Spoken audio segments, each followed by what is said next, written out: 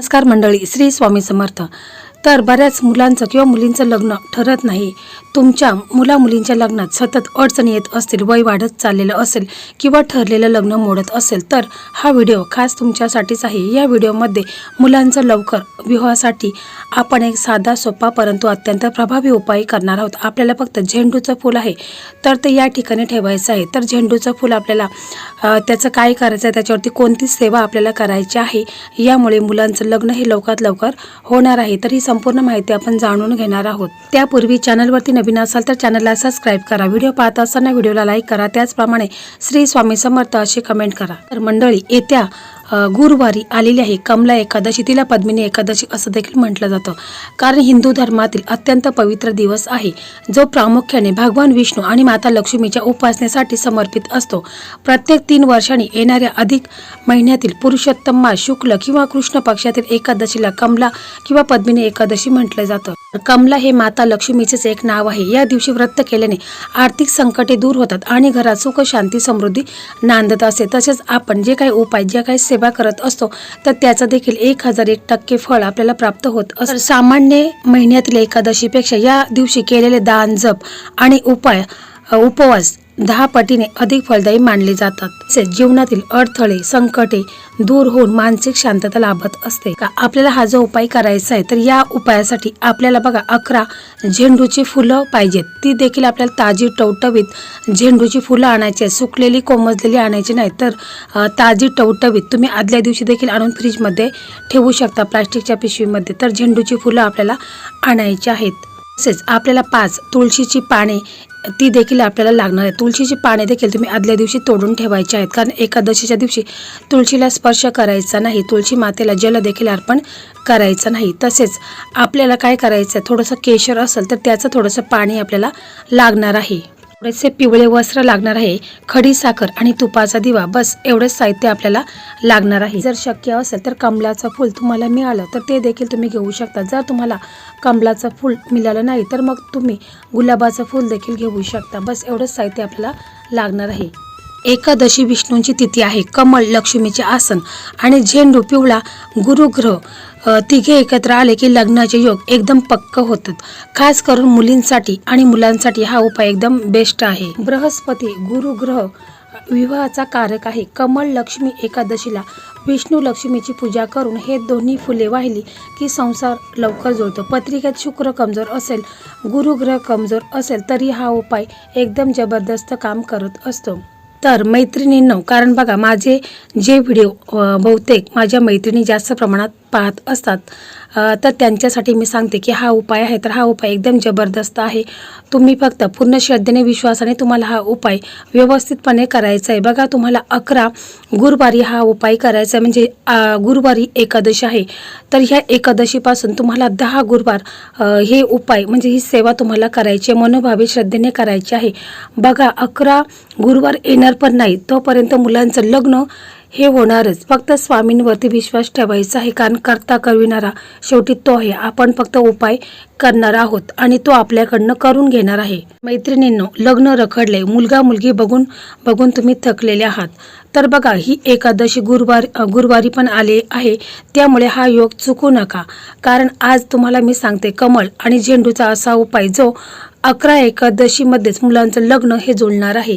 11 एकादशी लागणार पण नाही, इतका प्रभावी हा उपाय आहे। ही सेवा आपल्याला करायची आहे। एकदम साधा सोपा परंतु अत्यंत प्रभावी उपाय हा आपल्याला करायचा आहे। तर बघा, हा उपाय आहे तर हा उपाय मुलांनी स्वतःच करायचा आहे। मुलं जर असतील तर अतिशय उत्तम आहे। तुमची मुलगी असू द्या किंवा मुलगा असू द्या किंवा तुमचा भाऊ असू द्या, तर त्यांना स्वतःलाच हा उपाय करायला सांगायचा आहे। त्याच्यामुळे त्याचा 100 पट फळ त्यांना प्राप्त होणार आहे। जर कदाचित मुलांना शक्य नसेल तरच मग आई वडिलांनी हा उपाय मुलांच्यासाठी करायचा आहे। तर बघा, मुलं जर हा उपाय करत असेल तर मुलांनी एकादशीच्या दिवशी गुरुवारी सकाळी लवकर उठायचं आहे, अंघोळ करायचे। अंघोळीच्या पाण्यामध्ये तुम्हाला थोडंसं चिमूटभर हळद टाकायची आहे, थोडंसं अत्तर टाकायचं आहे, कारण यामुळे तुमचा गुरुग्रह आणि शुक्रग्रह स्ट्रॉंग होत असतो। तसेच तुम्हाला एकादशीच्या दिवशी पिवळे कपडे हे आवर्जून घालायचे आहेत। आणि त्याच्यानंतर तुम्हाला हळदीमध्ये थोडंसं तुम्हाला अत्तर टाकायचं आहे, त्याची पेस्ट बनवायची आहे। ती पेस्ट तुमचा एक टिपका तुमच्या नाभीला द्यायचा आहे, एक टिपका तुमच्या कंठाला द्यायचा आहे, एक टिपका तुमच्या कपाळाला द्यायचा आहे। यामुळे तुमचा हळद आणि जो अत्तर आहे याच्यामुळे गुरुग्रह आणि शुक्रग्रह हा तुमचा स्ट्रॉंग होणार आहे। तसेच शक्य असेल तर तुम्ही सूर्यदेवाला देखील अर्घ्य द्यायचा, यामुळे देखील तुम्हाला समाजामध्ये मान सन्मान प्राप्त होत असतो। कारण मी प्रत्येक व्हिडिओमध्ये संपूर्ण माहिती देत असते, तर बघा ते देखील व्हिडिओ तुम्ही पाहू शकता। तर बघा हे सर्व झालं मुलांचं आणि मुलींच्या बाबतीत। तर बघा जर आई वडील हा उपाय करत असेल तर आईने देखील सकाळी लवकर उठायचं आहे, अंघोळ करायचे, अंघोळीच्या पाण्यामध्ये देखील तुम्ही थोडंसं गंगाजल टाकू शकता किंवा गोमूत्र टाकायचं आहे। कारण बघा आपण काही उपाय काही सेवा करत असतो तर पावित्र्य राखणे तितकेच महत्त्वाचं आहे आणि आपल्यावर जे काही निगेटिव्हिटी आहे, नकारात्मकता आहे, ते दोष देखील दूर होत असतात। म्हणून काही तिथींना असे काही उपाय आपण करायचे असतात। तर बघा आईने अंघोळ करायचे, स्वच्छ कपडे घालायचे आहेत आणि मग तुम्हाला काय करायचं आहे की तुम्हाला एक याच्यामध्ये तांब्यामध्ये पाणी घ्यायचं किंवा ग्लासमध्ये पाणी घ्यायचं आहे, त्याच्यामध्ये तुम्हाला तुळशीचं पान टाकायचं आहे आणि ते पान टाकून तुम्हाला मुलांचा बेडरूम असेल तिथे हे पाणी तुम्हाला शिंपडायचं आहे आणि पूर्ण घरामध्ये देखील तुम्ही हे पाणी शिंपडायचं आहे। कारण ज्यामुळे घरामध्ये जी काही निगेटिव्हिटी आहे, नकारात्मकता आहे, तर ती पूर्णपणे दूर होऊन घरामध्ये पॉझिटिव्ह एनर्जी ही निर्माण होत असते। तर हे बघा तुम्ही तुळशीचं पान देखील आदल्या दिवशी तोडून ठेवायचे आहेत, कारण एकादशीच्या दिवशी तुळशीचे पानं देखील आपण तोडायची नाही, तुळशीला स्पर्श करायचा नाही किंवा आपण तुळशीला जल देखील अर्पण करायचं नाही। तर हे सर्व आपण करायचं आहे। त्याच्यानंतर बघा तुम्हाला काय करायचं आहे की तुमचा देवघर आहे तर तुम्हाला तुमच्या देवघरासमोर जायचं आहे, तिथे बसायचं आहे आणि मग तुम्हाला तिथे दिवा लावायचा आहे, तुपाचा दिवा लावायचा आहे, शुद्ध गाईचं तूप टाकायचं, तो दिवा तुम्हाला लावायचा आहे, अगरबत्ती लावायची आणि आपल्या देवघरामध्ये जे आपले इष्टदेव आहेत, कुलदैवता श्री स्वामी समर्थ महाराज आहेत, श्री हरी विष्णू माता लक्ष्मी गणपती बाप्पा आहेत, तर यांची तुम्हाला विधिवत पूजा करायची आहे किंवा तुम्ही अभिषेक देखील करायचे। कारण एकादशी असल्यामुळे तुम्हाला श्री हरी विष्णूचा जर फोटो किंवा मूर्ती फोटो असेल तर तो स्वच्छ पुसून घ्यायचा आहे किंवा मूर्ती असेल किंवा जर श्री हरी विष्णूंची मूर्ती नसेल तर बालकृष्णाची मूर्ती ही प्रत्येकाच्या देवघरामध्ये असते, तर त्याला अभिषेक वगैरे करून घ्यायचा। आपल्या देवघरातील सर्व देवांची विधिवत पूजा वगैरे करून घ्यायची आहे। मग त्याच्यानंतर तुम्हाला जी तुम्ही झेंडूची फुलं आणलेली आहेत तर झेंडूची फुलं तुम्हाला एका ताटामध्ये घ्यायची आहेत, ती अगदी व्यवस्थित घ्यायची आहेत, कोमजलेली वगैरे घेऊ नका, फ्रेश झेंडूची फुलं तुम्हाला घ्यायची आहेत 11। त्याच्यानंतर तुम्हाला तुळशीची पानं घ्यायची आहेत। तसेच काय करायचं आहे तुम्हाला कमळाचं फूल असेल तर ते देखील घ्या, जर नसेल तर मग गुलाबाचं फूल असेल तरी देखील चालेल। तसेच मग तुम्हाला काय करायचं आहे की थोडंसं केशर आहे तर ते पाण्यामध्ये थोडंसं ओलं करायचं आहे आणि ते पाणी आहे, केशरचं पाणी आहे, तर ते संपूर्ण तुम्हाला त्या फुलांवरती शिंपडायचं आहे, झेंडूच्या फुलांच्या वरती, तसेच तुळशीपत्रावरती आणि कमळचं फूल असेल किंवा गुलाबाचं फूल असेल त्याच्यावरती तुम्हाला हे पाणी शिंपडायचं आहे। पाणी शिंपडत असताना तुम्हाला ओम नमो भगवते वासुदेवाय नमः, ओम नमो भगवते वासुदेवाय हा मंत्र तुम्हाला बोलायचा आहे 108 वेळा किंवा तुम्ही असं देखील म्हणू शकता ओम क्लीम कृष्णाय गोविंदाय गोपीजन वल्लभाय स्वाहा हा मंत्र देखील तुम्ही बोलू शकता। जर तुम्हाला हा मंत्र कठीण वाटत असेल तर तुम्ही ओम नमो भगवते वासुदेवाय नमः हा मंत्र तुम्ही बोलू शकता। जर 108 वेळा बोलणे शक्य नसेल तर निदान तुम्ही 21 वेळा किंवा 11 वेळा नक्कीच बोलू शकतात।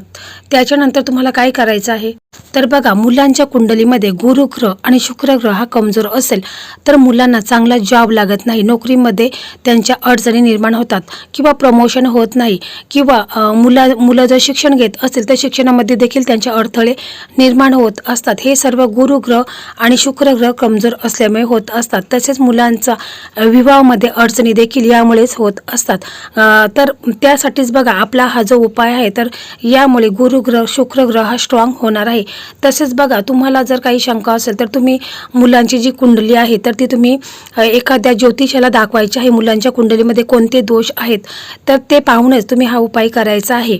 बघा ही सेवा करता वेळेस तुमच्या घरातील सर्व सदस्यांनी बसायचं आहे। तुम्हाला प्रथम काय करायचं आहे की तुमचे जे आपण झेंडूची फुलं आणलेली आहेत तर ती झेंडूची फुलं आहेत तर ती एका एखादा प्लेट घ्यायची आहे, त्याच्यामध्ये पाणी घ्यायचं आहे, त्याच्यामध्ये तुम्हाला झेंडूचं फूल हा बुडवायचं आहे आणि जर तुमचा मुलगा किंवा मुलगी समोर बसलेली असेल तर त्यांच्यावरती हे तुम्हाला शिंपडायचं आहे किंवा तुमच्या घरातील सर्व सदस्य बसलेले असतील तर त्यांच्यावर देखील हे तुम्हाला पाणी आहे झेंडूच्या फुलाचं, तर ते पाण्यामध्ये बुडून ते सर्वांच्यावरती शिंपडायचं आहे, स्वतःवरती देखील तुम्हाला शिंपडायचं आहे. शिंपडत असताना तुम्हाला हा मंत्र बोलायचा आहे, ओम ग्राम ग्रीम ग्रो सह गुरुवे नम.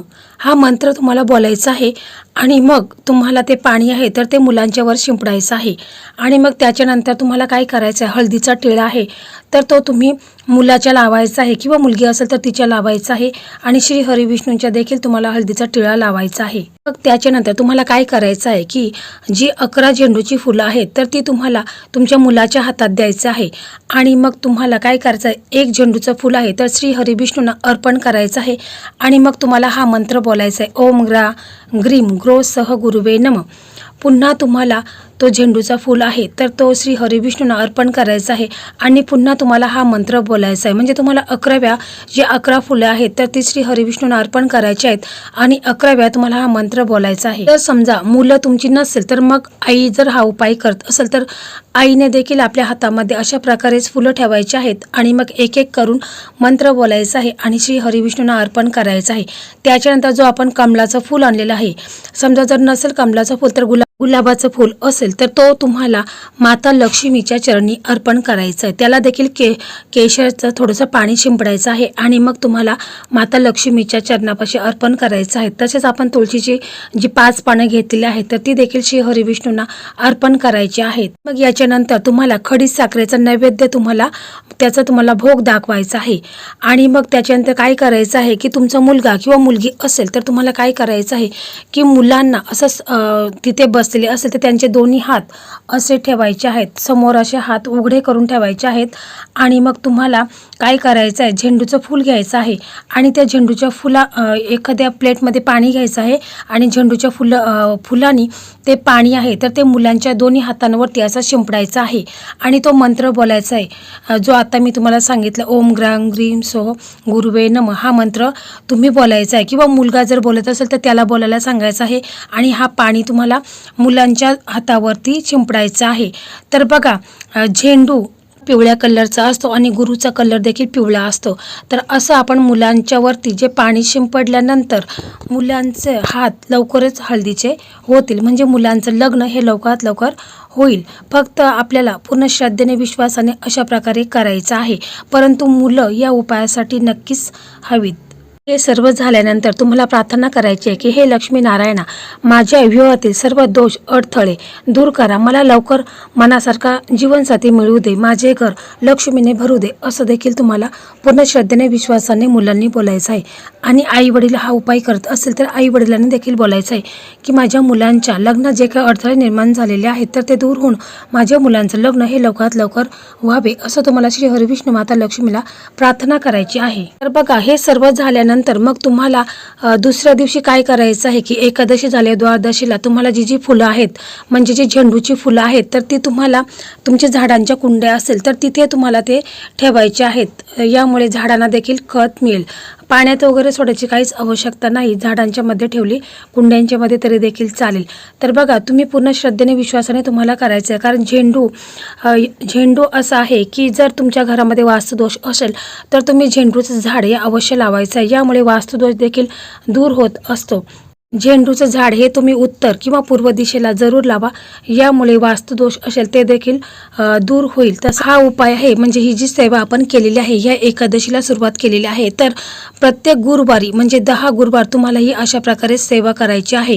बघा, 10 गुरुवार येणार पण नाही, मुलांचं लग्न हे ठरलेलं असेल. तसेच या एकादशीला तुम्हाला जर उपवास करणे शक्य नसेल तर तुम्ही तांदूळ हे खायचं नाही, म्हणजे भात खायचं नाही. उपवास केला नाही तरी देखील चालेल, परंतु हे नियम आहेत तर ह्या नियमाचं पालन करायचं आहे. तर हा उपाय खूप असा जुना उपाय आहे, ज्योतिषाने सांगितलेला महा उपाय आहे आणि हा उपाय केल्याने मुलांचं लग्नात कुंडलीमध्ये लग्नाचे योग हे निर्माण होतील आणि मुलांचं लग्न हे लवकरात लवकर ठरेल. तर मंडळी, अशा प्रकारे आजचा हा व्हिडिओ होता. हा व्हिडिओ तुम्हाला कसा वाटला कमेंटमध्ये नक्की सांगा. व्हिडिओ तुम्हाला आवडला तर इतर तुमचे मित्रमैत्रिणींना हा व्हिडिओ नक्कीच शेअर करा. ज्यांचंही लग्न जमत नसेल त्यांना नक्कीच शेअर करा. यामुळे याचंही पुण्यफल तुम्हाला प्राप्त होईल. श्री स्वामी समर्थ. जय जय स्वामी समर्थ.